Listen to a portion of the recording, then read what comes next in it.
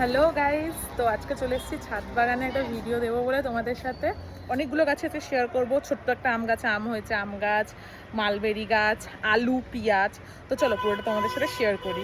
তো এটা হচ্ছে মালবেরি গাছ। তো আমাদের মালবেরি গাছে কিন্তু বেশ কিছু মালবেরি হয়েছে, আর মালবেরি কিন্তু এরকম পেকে গেলে কালোই হয়ে যায়।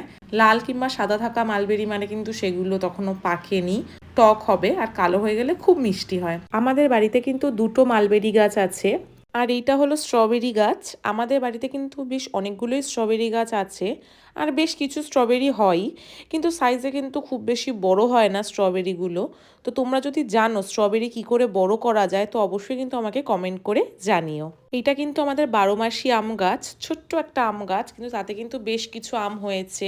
আর এই আমগুলো কিন্তু পাকলে খুব মিষ্টি হয়, আর কাঁচাতে বেশ টক হয়, কিন্তু সাইজে খুব বেশি বড় হয় না, ছোট ছোটই থাকে, ছোট ছোটতেই পেকে যায়। তো এইবারে কিন্তু বেশ অনেক কটাই আম ধরেছে, প্রায় 10-15টা মতো আম কিন্তু এই গাছটাতে ধরেছে এই বছর। আর এই বছর শীতে কিন্তু মা আলু আর পেঁয়াজ লাগিয়ে দিয়েছিল, তো সেইগুলোই কিন্তু হয়েছে। তো আলুগুলো কিন্তু খুব বেশি বড় হয়নি সাইজে, তবে বেশ অনেকগুলো আলুই হয়েছে ছোট ছোট সাইজের।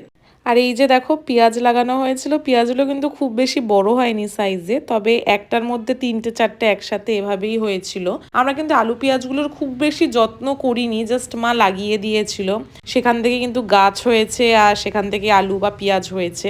আমার কিংবা মায়ের কিন্তু সবজি ফল এইগুলো চাষ করতে খুব ভালো লাগে, তো সেই কারণেই কিন্তু মাই আলু বা পেঁয়াজটা লাগিয়েছিল। আর আমি খুব ফল গাছ লাগাতেও পছন্দ করি, তো আজকে সেই জন্য তোমাদের সাথে ফল আর সবজি এই ভিডিও একটা শেয়ার করছি। তো তোমরাও কে কে কিন্তু ভালোবাসো বাড়িতে সবজি চাষ করতে, অবশ্যই কিন্তু জানিও। এইবারে কিন্তু আমরা বেশ অনেক কটাই আলু আর পেঁয়াজ পেয়েছিলাম। তো তোমাদের ভিডিওটা কেমন লাগলো অবশ্যই কিন্তু কমেন্ট করে জানিও।